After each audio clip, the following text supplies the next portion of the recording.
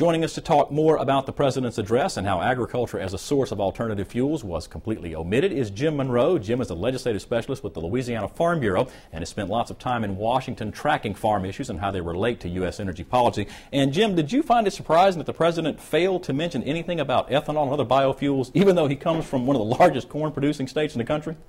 Well, it was, and I would have thought that he would have mentioned ethanol as well as biodiesel. You know, the thing with biodiesel is that at the end of last year, the biodiesel tax credit was allowed to expire, and so for the past 6 months or so, there's been very little biodiesel production, so that what we were doing is all actually stopped, and there's really been no push to do that. You know, this issue has showed us that there's been a lot of comments and a call for action about our dependence on oil. But do you think that after the BP oil spill is over, that this sense of urgency moving away from oil may just simply go away?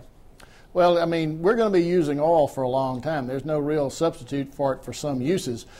And as the price of oil goes up and goes down, the interest in renewable energy wanes and waxes and wanes and goes back and forth. But I think in the long term, we have to start to prime the pump to get alternative renewable energies started. It's going to be a long time under the best circumstances before it displaces a whole lot of oil, and so we need to get started. Jim Monroe, thanks.